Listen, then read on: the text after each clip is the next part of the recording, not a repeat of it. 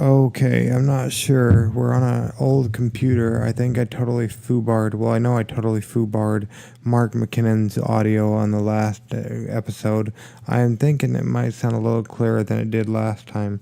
But anyways, that's the reason behind this is I'm using an old computer compared to what I was used to using. So it might sound a little bit different, but not to worry. We're going to be running a Kickstarter here soon and order for to get some upgraded equipment. So just so you're aware, you know how you can help us? You can go fill out our survey over at GameReliefGo.com. While you're there, you might as well subscribe to our mailing list at GameReliefGo.com. Anyways, that's what this episode is brought to you by. Our surveys over at GameReliefGo.com. So go ahead and click the link or go there now. Anyways, let's get on with the episode, shall we?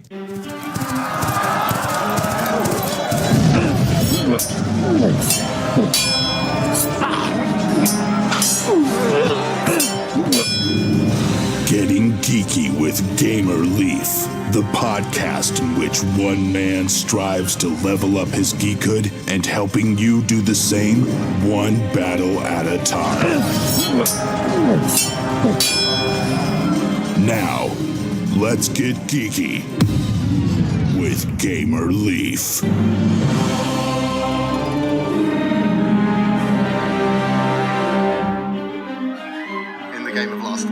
The zombie apocalypse has finally arrived.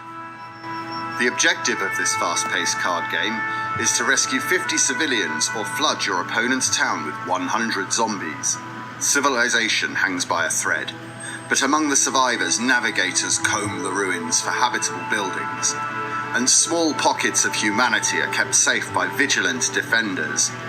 But around any corner, in any basement, lurkers could be waiting to decimate your dwindling population.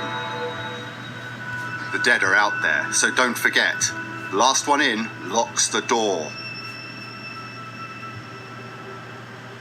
Did that sound familiar, you guys? It didn't to me neither, but this is the story of Last One In, a zombie-themed card game that's currently on Kickstarter. And tonight we're lucky enough to have on the creator mastermind behind that great game, Mark Taylor. Is that correct, Mark? Is that how you fall in line with Last One In, a zombie-themed card game? Yes, definitely. Okay, great. Thank you so much for joining us on Getting Geeky with Gamer Leaf. We really appreciate it, Mark. No worries. Thank you for having me. No problem. Our pleasure. So before we get into the whole Kickstarter and whatnot, let's rewind a little bit if we could. We don't have to go back too terribly far, of course, unless you were born into tabletop board games and card games. But how did you get started into playing tabletop board games, Mark? I guess, well, my first board game was chess, which I used to play with my granddad. He taught me to play when I was younger. And I guess that's kind of what spurred off me playing board games as such. And then kind of fast forwarding to a few years ago, a friend of mine got me into playing my first card game, which was Yu-Gi-Oh! And although I enjoyed the way that played and had fun with it, I kind of lost interest with it quite quickly, just generally based on or because of like how the game played out, and that it ended up being that creativity was kind of lost. So like in the deck constructions, because of it, to play competitively, you tend to build your decks a certain way. So I kind of lost interest in that, and probably age as well helped with that, I guess. And then started by getting into Magic the Gathering. Still play till this day. And that's pretty much kind of the gist, really, of my board game. Awesome. So started off with chess. Did you do any checkers at that time or just chess? It was just chess, if I'll be honest. I may have played some checkers, but chess was my thing. It still is. As you know, if I was to have my my number one like board game of play, it would be chess. Pretty much. Just Well, that's pretty cool. You still like chess today? That's awesome. Yeah, I'm really big into checkers. I served a 2-year mission for my church, going on almost 20 years ago, and I was big into checkers. We actually had it was an elderly gentleman that was like one of our leaders in one of our areas that we were at, and he was like a professional checkers player, and Oh, wow. we'd play a lot of checkers with him. Oh, wow. That sounds pretty cool. Yeah, it was awesome. I didn't know there were so many books and stuff. I imagine, is there a lot of strategy books on chess as well? There is, which was at the time completely unknown to me. I used to tend to just play chess like as you see it, really. Kind of, you're taking your turn, your opponent taking theirs, and then kind of feeling the flow and stuff. And then as I got more and more into playing chess, I realized that there was a lot more strategy behind it. There was actually, you could almost force your opponent into playing certain ways. I think, although I can't remember off the top of my head of how it functions, but I think one of the most known like chess moves is a move called Queen's Gambit, which kind of implies that if you're forcing your opponent into this particular way of playing, of which you're then almost securing yourself a victory within so many turns. And then on top of that, there's also being able to think like so many moves ahead as well. Yeah, I do that a lot in checkers. I'm not able to do that with chess as much. My wife gives me a hard time about that. And the only thing I really know about chess, other than all the different moves that they can do, the different moves they have, is a rule called castling. Do you ever use that? Yeah, sometimes. I find it's one of those ones that I always find that's situational. So if you've left one side of your defenses essentially open too much, then you might want to castle your king just to stick him behind your line of pawns, just to give that extra protection. So it gives them something to fight through to try and get to him as the opponent wants to do. But yeah, it's pretty much. For sure. Yeah. I always, I just do it because I think it's fun and kind of cool, but I probably should use strategy. I guess probably that might help me a little bit more in my chess game. There are lots of other things that, and I've seen people use it for, in all different ways. And even sometimes it can even be like to force your opponent into making a particular move, or, that you want them to make, but they'd rather not. So there are offensive ways to use castling, as I say, as opposed to just it being a defensive factor. Or just out of the blue, just because it's kind of cool. That's why I use it. Just because. I just use it just because. Okay, well, people are gonna get. I don't know if they'll get bored or not, or maybe you'll get bored, or they might start to wonder: did we bring you on the podcast to talk all about chess or whatnot? The word on the street actually is, Mark, that you have a new game on Kickstarter called Last One In, a zombie-themed card game. What can you tell us about that? Last One In is a zombie-themed card game. It can be played as a 2 to 4 player game, and it's played where the players race to save civilians or flood the opponent's town with zombies, is essentially the gist of the game. But this is played out through each player following through a turn phase of the game, which consists of 6 phases each turn. And the aim is to either rescue 50 civilians or make the opponent lose by giving them 100 zombies. Okay, cool. That sounds pretty cool. And so it's a card game. That's awesome. So per se, me and you were to sit down to play a 2-player game of Last One In, a zombie-themed card game. How would that look? Wait, I mean, how would that sound, Mark? I mean, this is a podcast after all. The way it would... the way that it would look, essentially, is you would have, firstly, in the game's contents, you get 2 decks of cards. One deck is called the Town deck, which exists to one side of your area of play, which is essentially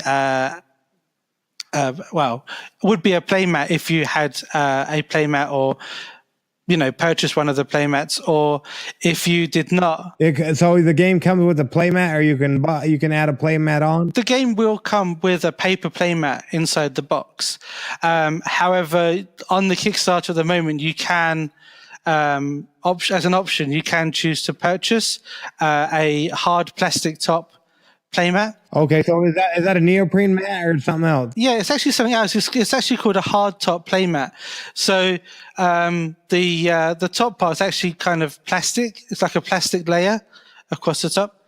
It does make it a bit difficult to roll up, but it kind of adds that extra layer of protection to the mat if you wanted to, take it around with you to places. But sorry, 1 second. But the way the mat looks, so it's got an array of different zones on the mat.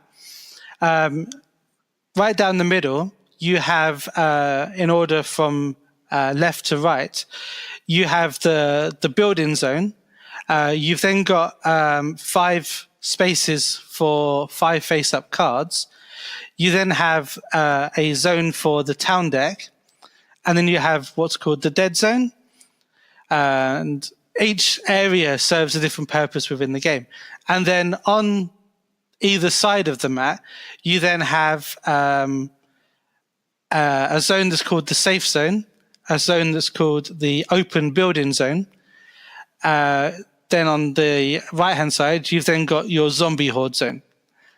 And so when playing the game, you'll have your town deck, which will live in the town zone, and your building deck. And then both players would then get dealt 5 cards each, 2 building cards, and 3 cards from the town deck.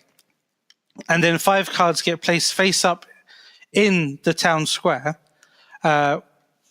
which serves a purpose later on in the game. Okay, and how do our turns look after we get those cards, and then what happens thereafter? Okay, so once you've got the cards and we've decided who's going to go first, basically then whoever does go first then follows through the turn phases.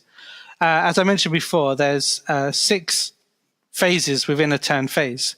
So you've got, if I was to go first, first thing I'd do is I'd play a building card from my hand. Now, on each building card, there's a number in the top right-hand corner. That's the value of that building. So that's how many civilians the building can hold.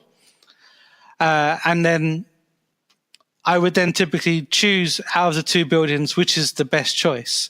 Play that building into the open building zone. Then I would go to the next phase, which is choose or draw cards. During this phase, I can access one of the options on my open building. So on every open building, there is a choose or draw option. And now these options can range from drawing 1 card, or choosing 2 cards, or choosing 3 cards and drawing 6 cards. And the way that would be done is you would either draw the cards straight from the top of the town deck, so essentially it's a blind draw, or you would choose the cards you want from the town square. However, for every card you choose, you would replace it immediately with a new card from the town deck before you choose your next card, and so on and so on. So then, once I've done that, I would then go on to rescue civilians. So during my turn, I get the option of playing 3 cards. That would be 1 civilian card, 1 zombie card, and 1 neutralization card. Each card essentially does a different, serves different purposes, and some cards can be played in different ways because some of the cards also have effects. So I would choose a civilian card from my hand, let's say, and then I'll play that civilian card onto my open building. Now, on every card that exists in the town deck, there is a number value in the top right-hand corner. or bottom left if you've got a card that has a dual purpose. And that number represents either how many civilians or zombies it is. So let's say I've put down a 10 capacity building. So I can then play a civilian card from my hand. Let's say I've got one that says it's a 3 civilian card. So I play that civilian onto my open building. As I mentioned before, some civilians have effects. So this civilian could be, for example, a navigator. Now, a navigator's effect states that when it's played onto an open building, I can draw a new building from the building deck and add it to my hand. It's an option, so you don't have to. And there is reasons as to why you might not want to, later on down in the turn phases. But let's say, for example, that I've played this navigator and I've drew a new building. So then once I've done that, I then go to attack with zombies. I would then play a zombie card from my hand onto your zombie horde zone. And again, so the zombie cards will have different numbers on, but for an example, say that the zombie card I played had the number 10. So that's 10 zombies that I'm giving to you during my turn. And then within the zombies, there is a card that's currently one of the most used cards in the game. It has an effect. It's a zombie card, and it has an effect called Decoy. Now, its effect is split into 2 halves. And for the purpose of this point, if you had the Decoy zombie in your hand, you could use it for its second effect, which is interrupt a zombie card played against you and redirect both cards to my zombie zone. So let's say your zombie decoy effect, your zombie card had 15. So it represented 15 zombies. So you would play that for effect 2, interrupt my zombie, and then redirect both of them to my zombie horde zone, then giving me a total of 25 zombies. It then kind of makes it, seem that getting to that total of 100 potentially isn't going to take that long.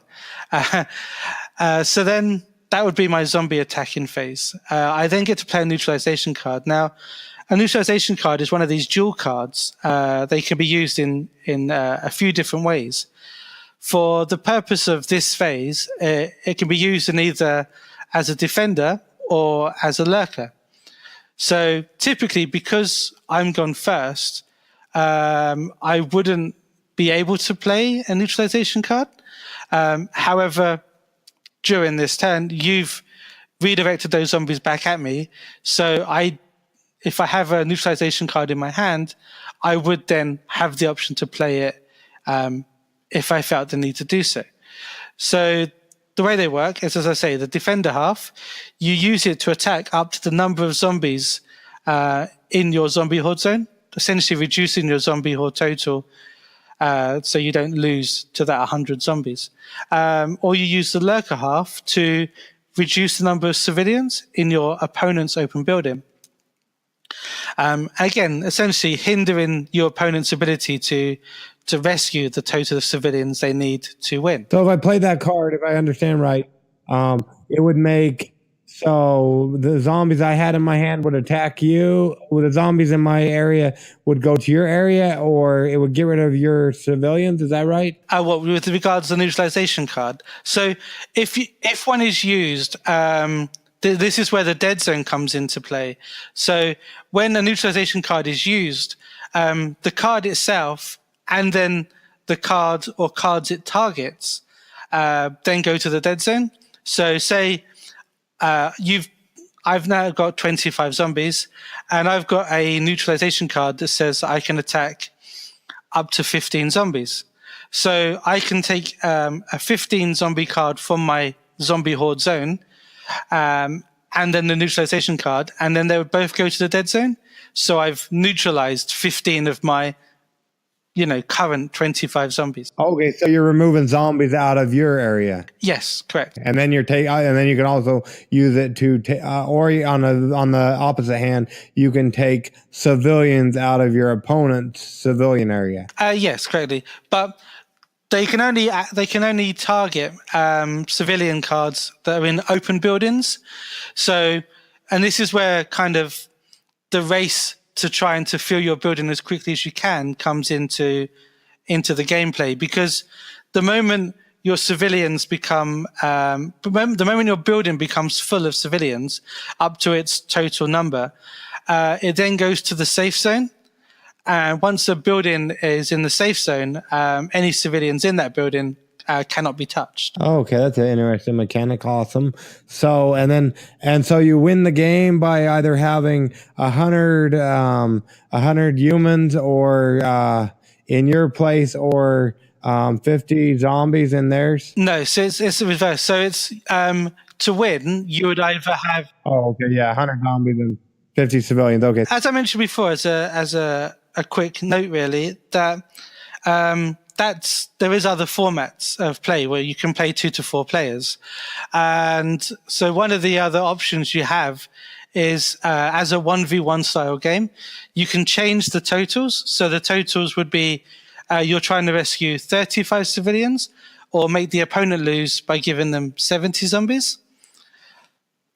And it kind of then makes the gameplay a little bit more quicker and a lot more competitive, because surprisingly, even though the number totals are not that different from the ratios of 35-70 to 55-100, if you're playing the 5500 format, there potentially can be quite a lot of back and forth. Or that kind of take that mechanic in the game, where which can then means you're playing the game to potentially to its maximum level of playtime, which is about 40 minutes. Okay, awesome. So so that's pretty cool. So I imagine it sounds like you've probably played this a lot over the last little bit, and so much, in fact, that you forgot some of the rules of chess, or how to play the chess a little bit during that playing and play testing of Last One In, a zombie themed card game. Was there ever anything that you guys had to scrap, Mark, because it just wouldn't work? Yeah, there was a few things. So one of the biggest things that we actually tried during the playtesting process was actually with the decoy zombie. Originally, it was that you could just interrupt a zombie card being played against you. And there was never, we tried to see if whether, if there had to be a limit to that. So as I mentioned before, the decoy zombie has 2 effects. So the first effect, you could just play the zombie card as a zombie card during your turn. And then effect 1 would activate, saying that the targeted player would have to then choose another zombie from the town square and add it to their zombie horde. So it's just, you would get that zombie decoy, and then you would have to choose another zombie. Now, if I played one that way against you, and then you had one and you wanted to play it for effect 2, you could do so. But for a period of time, we actually tried to see if we could, if it would work, that you could then interrupt an interrupt effect.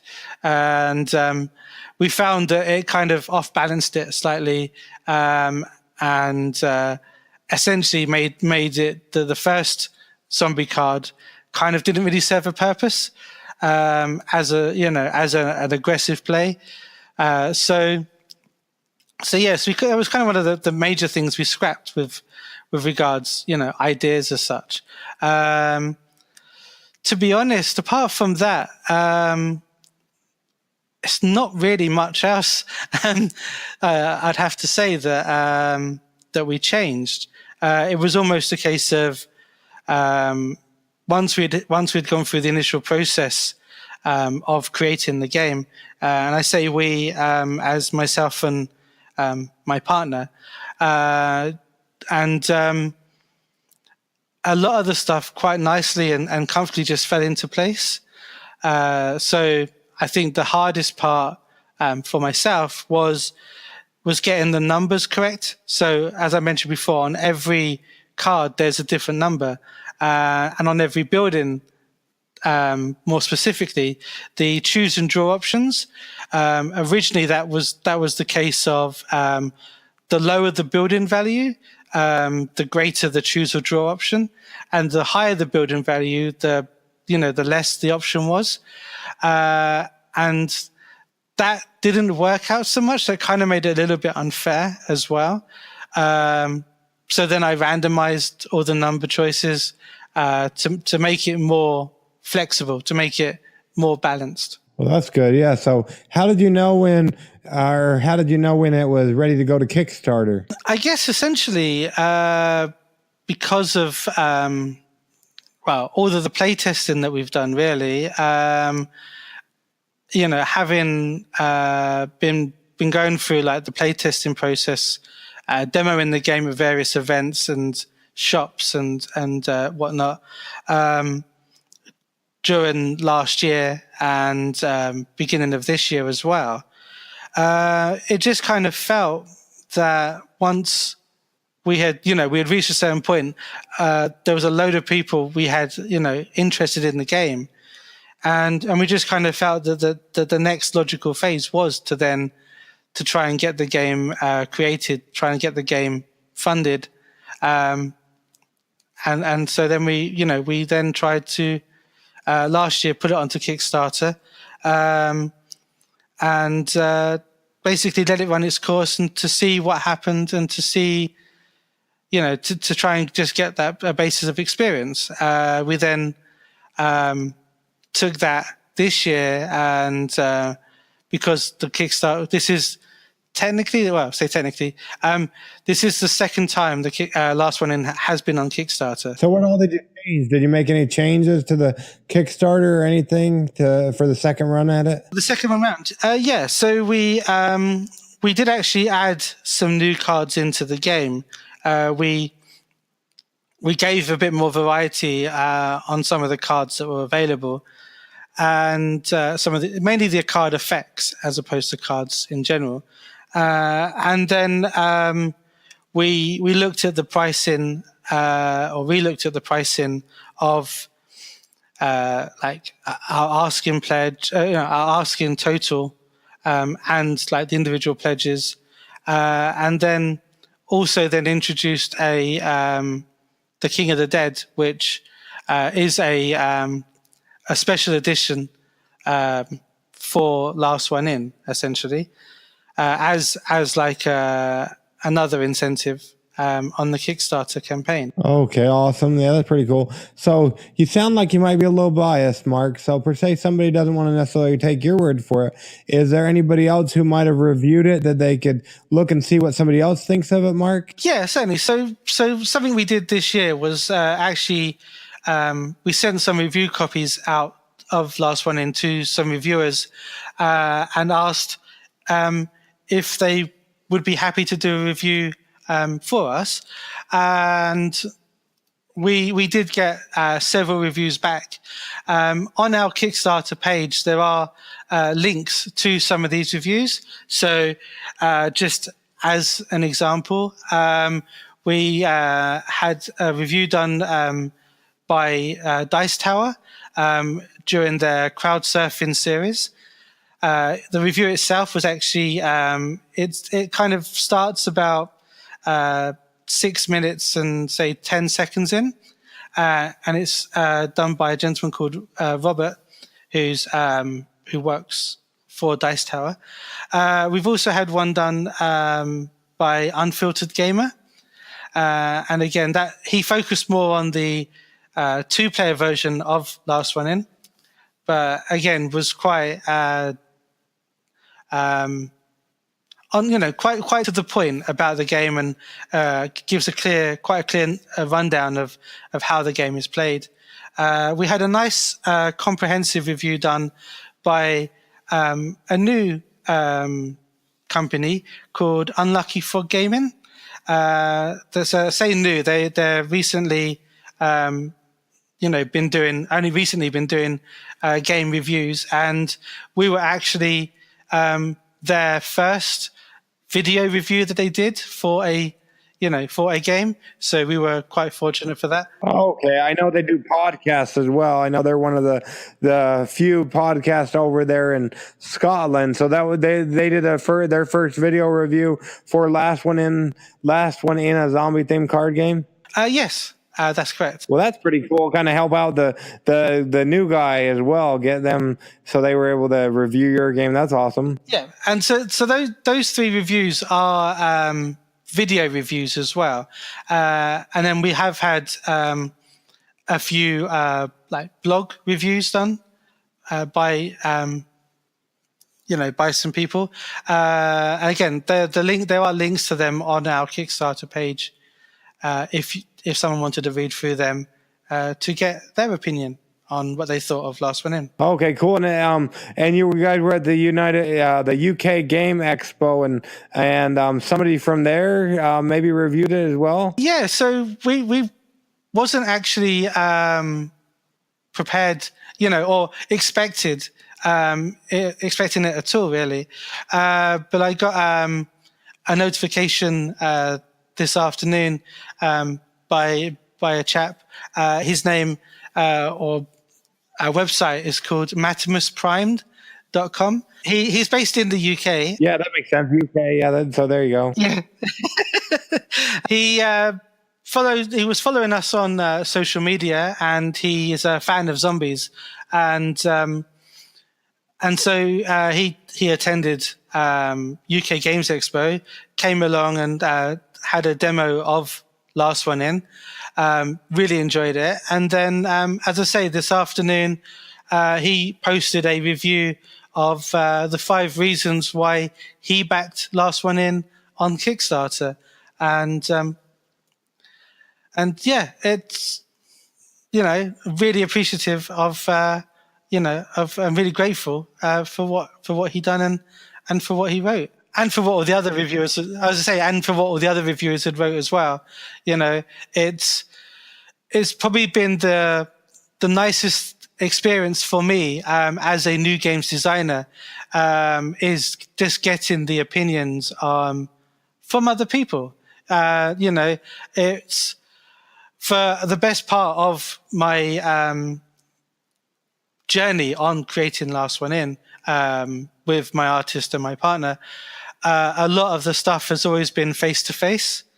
And so for me, it was quite nerving initially sending these copies out to people in the hopes of getting reviews back. And the response and what they wrote, was quite, heartfelt. And it kind of gave me the encouragement and the want to make Last One In succeed as well. Awesome. Was that something different you did compared to the last time? Because I know this isn't the first time on Kickstarter. Did you have reviews last time going into it? No, sadly we didn't. So the last time we had a case of trying to juggle what was the best thing to do to start off with, from either sending out review copies or investing money into creating demo decks and going around to local events and various different game shops or board game cafes and running demo sessions of Last One In. And it was kind of, and to do that, to try and generate an initial interest, generate, social media followings. And so that was something we did to start off with. So did you see a difference in the two campaigns? I get a lot of Kickstarter creators that listen to my show. Did you see a lot of difference in the one campaign with the going around to the different gaming places to play with others, as opposed to when you actually had reviewers reviewing it? What's the difference in the outcome, Ben, Mark, from what you can take so far? I guess obviously the main difference is I'm potentially hoping for, the reviewers essentially to gain interest through their viewers, through the people that view or read their, blogs or vlogs. So I'm kind of almost hoping or relying on their fans to be interested in the game, and then their fans coming, to the Kickstarter and pledging and backing, as opposed to me going out there and demoing the game to places. That's me personally then talking to every person individually, getting that person, hopefully interested and or liking the game through conversation and through playing, which would then in turn hope that person then goes and talks about the game to their friends and their local community, and with the aim to then generate the interest that way. I guess that's just kind of what I see as the difference between the two options. And I think that it's probably a question of if I was able to go back and and do things differently, then I would definitely try to kind of meet somewhere in the middle. So maybe not go to as many shops, so I can then try and use those funds to make the review decks, and then get those review decks out to reviewers or potential reviewers. Oh, okay, so it sounds like they're both important in their own right. Yeah, I would think so. I guess that it's probably one of the things that I it's one of those things I kind of look at and think that you never know unless you try. It's a learning experience after all, from the process of from the point of getting an idea for a game to then designing the game to then getting the game made and out there to people to play. It's, as I say, the entire process is a learning process, and I think that although there are aspects of it that you can prepare for, you can never be like too prepared or vice versa. So you're always learning new things. You're always learning different stuff, different aspects of what you could do differently. Awesome. And we can leave links to the show notes for that as well. So that's awesome. Now, per se, somebody's fallen asleep, Mark, it wouldn't be because of you or this great game that you have to tell us about. It would be because of me and my podcast. At the time of this, at the release of this podcast and whatnot, we've gone through the first week of June, and we've already released 91 episodes since the first of the year. So people get a little tired of hearing me drone on and on. So they sometimes they're extra tired, so they fall asleep. And like I said, it wouldn't be because of your game; it'd be because of me. But they're suddenly jolted awake, so they don't hit the oncoming traffic or whatnot, or get taken over by the zombies that are invading. But now you have their full attention, Mark. They've suddenly jolted awake, and you have their full attention. Why should they take a chance on Last One In, a zombie-themed card game, especially with all the other great games that are currently on the Kickstarters? So the reason why they should, I would say, because it offers a unique play style. So one of the things that has been, highlighted, especially more so recently to us, is that the game doesn't only, you're not only playing a game, you're also kind of going through the story of this world that this zombie apocalypse is happening in. And as you play out the cards and as you're playing through the game, you'll find yourself being kind of engaging with the cards you're playing. So you're you will see yourself as a survivor. You will see yourself as one of these civilians that you're trying to save, and you will be wanting those cards and, to play them to essentially rescue those civilian totals. I guess, the competitive aspect of the game draws that out in people. Even if you're not really a competitive player, you will find yourself being quite competitive towards the end of the game. And you'll be wanting to win. Well, that's always good. So is there a lot of replayability, Mark, or is it a one and done game? No. So there is, because of the way the game plays out, there is quite a lot of replayability. Some of the cards within the town deck are, there's not many of them, so they're quite limited. And because of this, you'll be wanting to get those cards, and you'll be not wanting your opponent to get them as well. And so it adds that layer of suspense in the gameplay as well. And then obviously, as I mentioned before, because the game, you can either play the game as a 1v1, or there's, as I said, the 2 to 4 aspect. The additional aspect is that it opens up to a multiplayer version of the game. So you can have 3 players or 4 players, all versus all.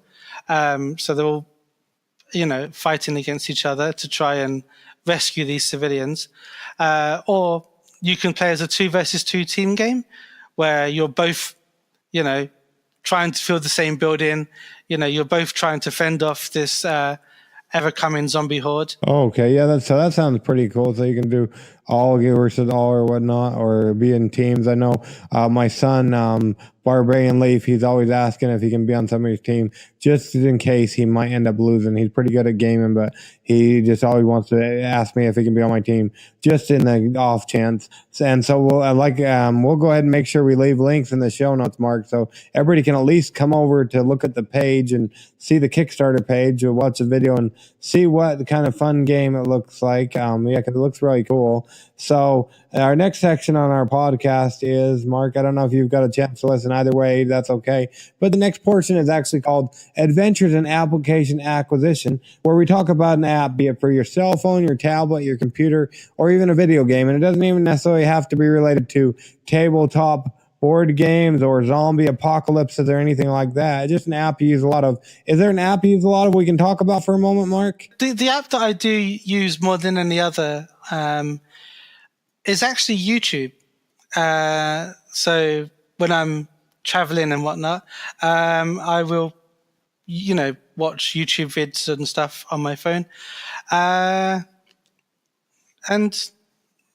yeah, I think that's probably the easiest way to put that is that is. Now, per se, somebody lives in a closet and doesn't necessarily have or hasn't heard of YouTube. What could you tell us about that, Mark, that maybe somebody who is living in a closet and doesn't know about it, what can you tell us about the YouTube app? Okay, so the YouTube app, it's an app that gives you the ability to watch videos. These videos would be array of things, of either clippets from TV shows to movies, which you do have to pay for, or people's game sessions. So people will do like what's called let's plays or walkthroughs of computer games or even board games, and then you can view them on YouTube as well. You can also view music. And I imagine you're spending more time. I imagine you're spending more time than just that 1 minute it takes to watch your Kickstarter video, or is that what you've been watching that over and over again? Oh no! So I have watched it a few times, but but no, there are other things you can watch on there as well. So, do you have any favorites or anything you've been watching lately on there? Yeah, so there's a few YouTubers that so YouTubers are people that you can subscribe to. So then whenever they bring out new content, you'll always get notification that they've released new content. And there are a few that I watch. One at the moment is a company called PennyArcade. So they produce D&D videos. So D&D is Dungeons and Dragons, which is a tabletop role-playing game. And they do like a kind of a podcast and like video recording of them playing through that. And I find it sometimes it's quite nice to put that on. It'd be on in the background while I'm then doing other things. Okay, that's pretty cool. So if you own the rights to the YouTube app, Mark, what would be one thing you would do to fix it or make it better? I probably wouldn't keep changing it. It's probably the only thing that I find that can get a bit frustrating, and I believe other apps do it as well. But is that there was a point when YouTube, the way that it was laid out was quite nice and quite easy to navigate. And then they changed it, and there didn't seem to be a clear reason as to why. And it made things, a bit more, not difficult to navigate, but just made things different. And to some extent, a bit frustrating as well, I'd say. Oh boy, yeah, I know I didn't really have any much effect on how the site works, but I noticed I don't remember how long ago it was, but Kickstarter kind of just overhauled a while back ago, overhauled what their site looks like. I don't know, I don't like how it looks like when you first go on there as much as I used to. But yeah, they kind of changed it. So you heard it here first on Getting Geeky with Game Relief, what Mark would do to make the YouTube, if anybody from YouTube is ever listening, what Mark would do to make it better. Just stop changing it so much, because we try to make a green podcast. So if they're ever listening, you heard it here, what Mark would do. So that's awesome. We appreciate that, Mark. Now, Minus coming over there to the UK to stalk you personally, how would people go about finding out about you or what you have going on with your zombie game or anything else, any other games you have upcoming? So primarily would be following us on social media, Facebook, Instagram, or Twitter. And how can they do it with that? Is it under Last One In on most places, or? Pretty much every one of our pages is Last One In or Last One In Game. So as an example, the Facebook page is at Last One In Game. Okay, awesome. And we'll make sure we leave links in the show notes and whatnot. So yeah, that's awesome. Yeah, so we don't want to keep you all, let's see here. I guess it'd be all night over there. I know there's quite a time difference, but we wanted to say we really appreciate you coming on Getting Geeky with Game Relief. Do you have any parting words for the audience on why they should take a chance or go at least look at the Last One In, a zombie-themed card game Kickstarter page? I guess probably the first thing to say is thank you for taking the time to listen to me, and hope I was okay. This is first time for me to do this, so I was a bit nervous. Oh, so we can say that you heard it here first on Getting Geeky with Game Relief, all about the Last One In zombie themed card game, as this is the first podcast you're on. Is that right, Mark? Yeah, it's the very first podcast I've done, so I know what to expect. Well, hopefully we weren't. Hopefully it wasn't too horrible of an experience. I always like to say, you heard it here first on Getting Geeky with Game Relief. That excites me for some reason. It's been great, actually. I've been, as nervous as I was, I've really enjoyed it. But yeah, so with I guess the parting words with regards to Last One In is essentially, we want to let you guys who are potential backers to enjoy the game as much as we do. It's my first game I've designed with my artist and my partner, and it will be the first of many. We do have a few other ideas, in our midst, and we hope that this will kickstart our venture into the game creator community and game designers. And, we wouldn't be where we are now without you guys. Just take a look at the Kickstarter. hope you like what you see, and as I say, hopefully able to help us on our venture, and be part of the venture as well. Well, for sure. And per se, they do go over there and they look at the Kickstarter page and they like what they see and they go ahead and click that little pledge button or whatnot to pledge on it. I know you don't want to overpromise and underdeliver. When would they anticipate getting Last One In, a zombie-themed card game, so they can play it at their house, Mark? Estimated delivery is end of October this year.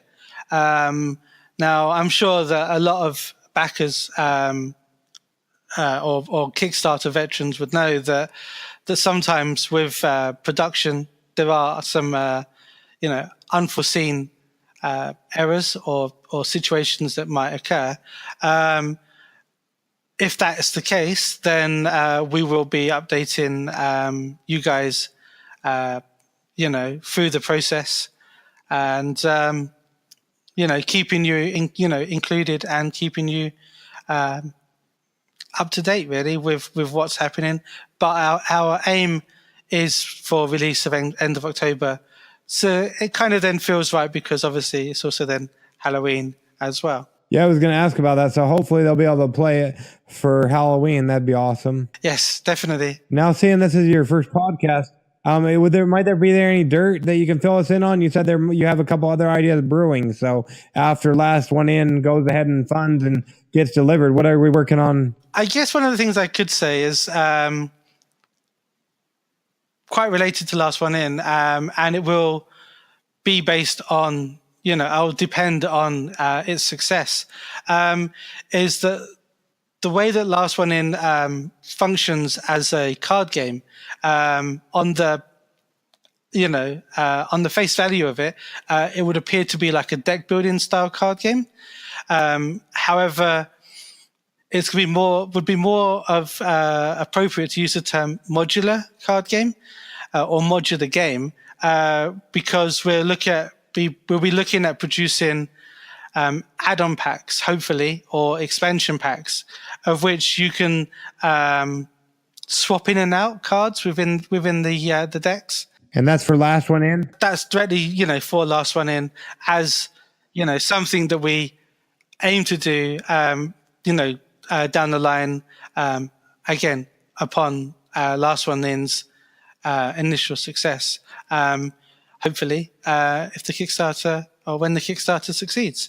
I do have, I won't go into it too much, but I do have another card game idea in the works.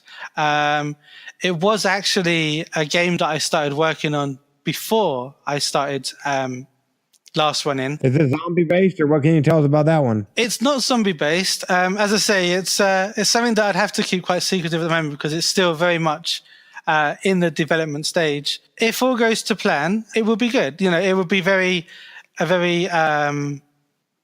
big card game. So it would be more of a booster pack based card game as opposed to just a standalone game or a game that has, add-on packs. So it will be that you would purchase booster packs, construct your deck from those packs. So more like a collectible card game or trading card game. Oh, okay, awesome. To go back to your ties to both Yu-Gi-Oh! And Magic the Gathering, that's awesome. So let's go ahead and kickstart the Last One In, a zombie-themed card game. Go ahead and even if you can just afford to throw a buck or a pound or whatnot. In the U.S., it's a $1.34 over at it at the time of this recording.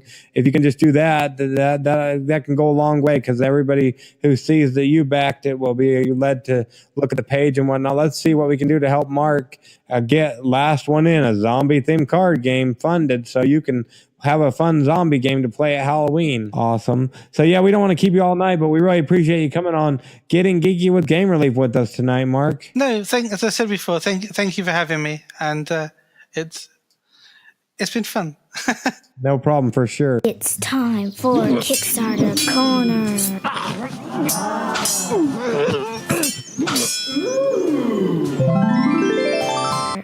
To begin now. You heard her right, folks. Kickstarter Corner coming at you now. So we've got a couple great games first on that list, and that list is not limited in no case. These are some great games. So the first one I'd like to tell you all about is Circuit Breaker, a casual strategy game that can be played solo or with up to 2 other friends, featuring a retro style and a crafty mouse. If nothing else, I would definitely check out the Kickstarter video. It's really fun. This looks like an awesome, fun game to play. And one of our friends, Logan Chops, actually did a playthrough or a review video on their Kickstarters. So definitely didn't he? Let's see here. Well, they had Edo. They had quite a few. Yeah, Logan Chops is on there. So they had quite a few Kickstarter reviews, and Logan Chops was one of them. So definitely give this game a check out on the Kickstarters. Next, what would I tell you next to go look at? I would definitely tell you to go look at, let's see if I can find it here. You know me and always closing out the what do you call it? Yeah, closing out the pages before I need them, or not even having them open before I need them. But anyways, I would go check out Dark Naga. Yeah, Dark Naga, I would check them out. It's a pretty cool thing that they got going on over there at Dark Naga. Let me see if I can find it for you. I can if I don't mess up my tabs. Here we go. Yes, look for something more than fight, skill challenge fight. Dark Naga adventures are flexible and fit into any fantasy RPG world. It's an environment like a sandbox style and roleplay exploration, interaction, and conflict. Check out darknaga.com or facebook.com/darknaga. Dark Naga projects are funded by backers like you via Kickstarter, then distributed by Fat Goblin Games via Drive-Thru RPG and RPG Now after a 6-month waiting period. Check out DNH5 Carcosa. It's running now until the 1st of July. Definitely check it out. Reward levels include a catch-up bundle that includes all 5 adventures and custom Dark Naga dice. We'll make sure we leave links in the show notes like we always do. And then what else? So we did that. We did Circuit Breaker. And then one of my favorite podcasts, if you've listened along, is Alan Girding from Tuesday Night Games. Yep, you do know that. And you know what? He emailed me this morning and said, I'm launching my game in 10 minutes. So you know what I did? Went ahead and backed it. It's a really cool, fun game, and I was backer number 1 out of there's now currently 201 backers, and I was the first one there. Yeah, this is a fun game. Check out the video. But this is Matt Fantastic's That's Not Lemonade. Can you outdrink the competition and secure your spot on the block? Press your luck distilled down to its purest form. And you know what? It's only $10 and $6 shipping in the US. So definitely check this out. It's only $16 and you don't have to go through a whole bunch of pledges. There's only one pledge level. They're delivering in October.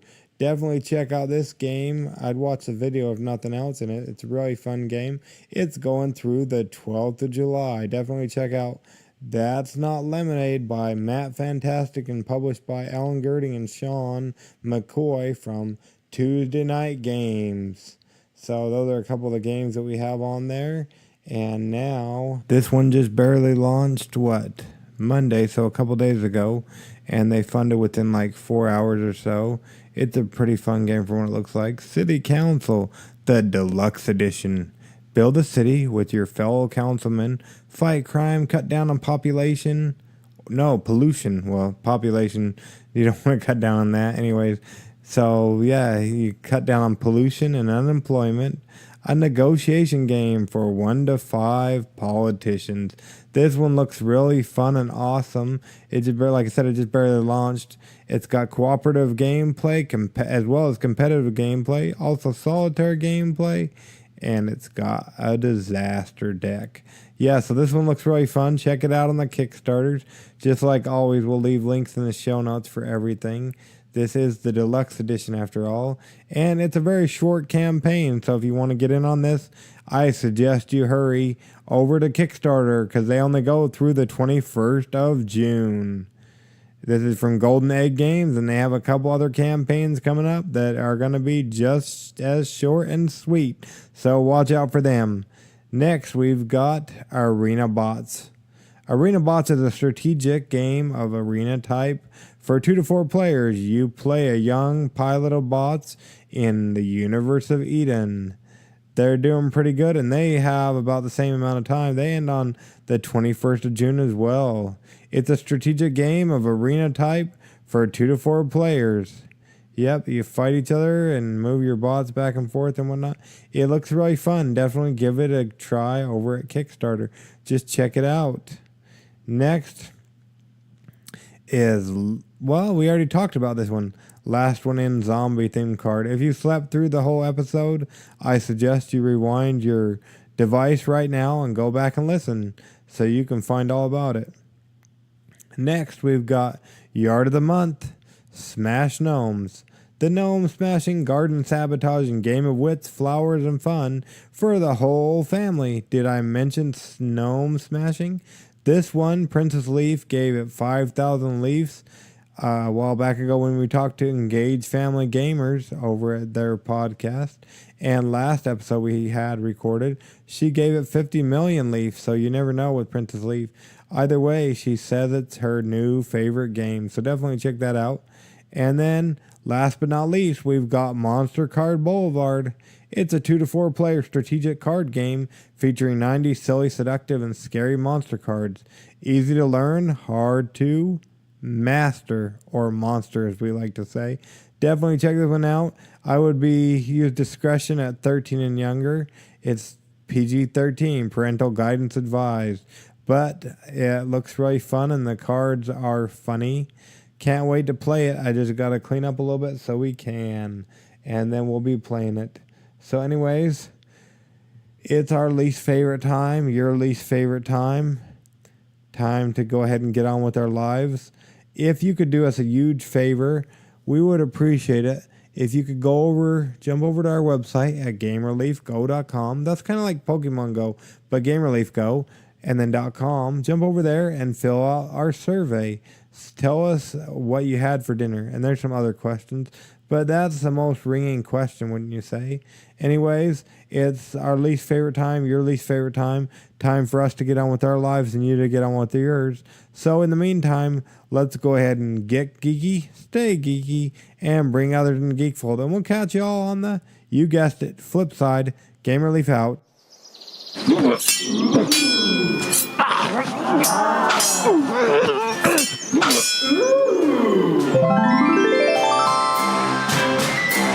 Gamer Leaf levels up. Tune in next week to see if Gamer Leaf's luck holds up.